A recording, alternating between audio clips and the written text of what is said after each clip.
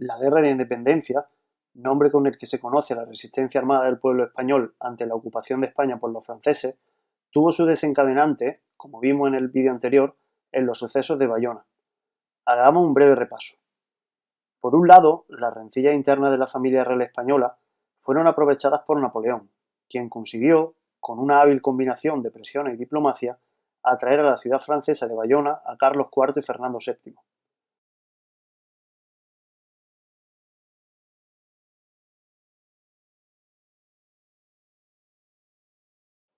El 2 de mayo de 1808, cuando el resto de la familia real se disponía a abandonar el Palacio de Oriente en Madrid, camino de Francia, el pueblo de Madrid se rebeló y fue reprimido con dureza extrema por parte de las tropas francesas. En Bayona, Napoleón nombró rey a su hermano José Bonaparte. Una vez que Fernando devolvía a su padre el trono que obtuvo tras el motín de Aranjuez, y renunciar Carlos IV al mismo en favor de Napoleón, quien a su vez se lo cedía a su hermano.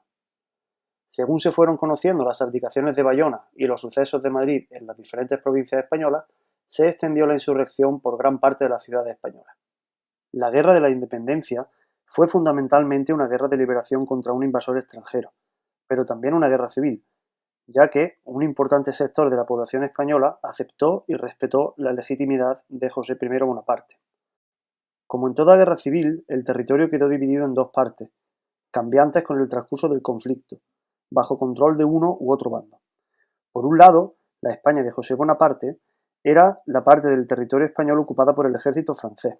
Contaba con el apoyo de los afrancesados, entre los cuales no solo había serviles u oportunistas, sino también muchos viejos reformistas e ilustrados que pretendían una modernización pacífica y gradual de España, como la que parecía garantizar José I, sin los sobresaltos de una revolución.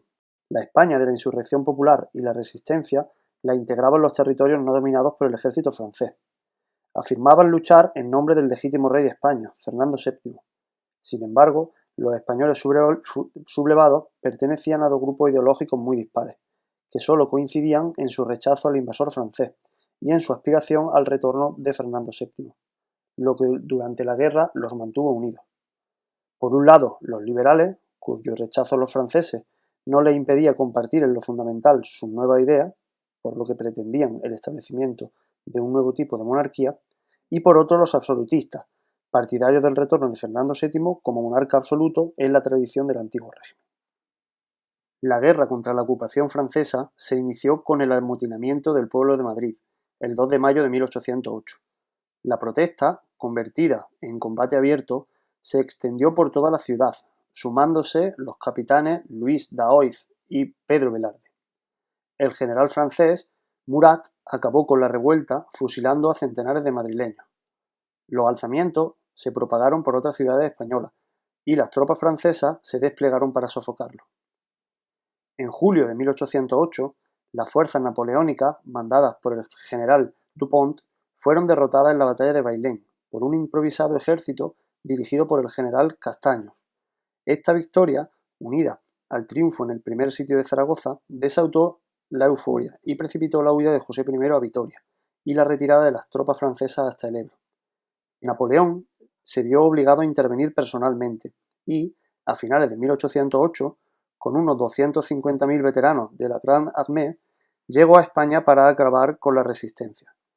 Los franceses completaron la ocupación de la España peninsular, culminando esta vez con éxito los sitios de las ciudades de Zaragoza y Gerona, y derrotando al ejército español en La Coruña, Ocaña o Burgos.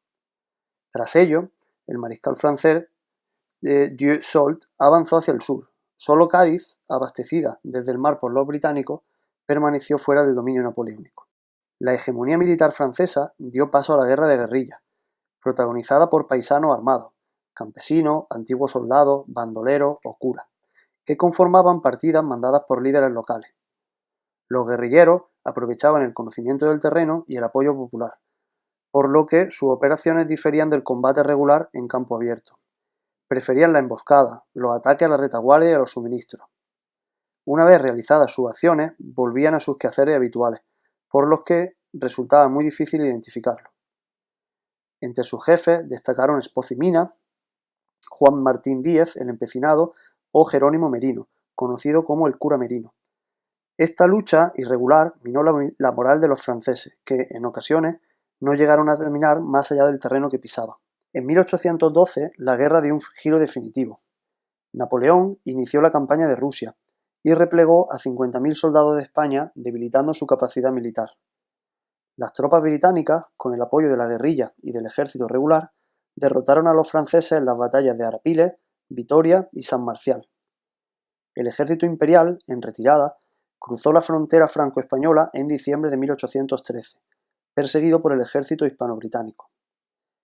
La guerra de independencia concluyó casi con 500.000 de muertos y dejó una secuela de ruina, pérdidas agrícolas y el colapso del comercio y la hacienda pública.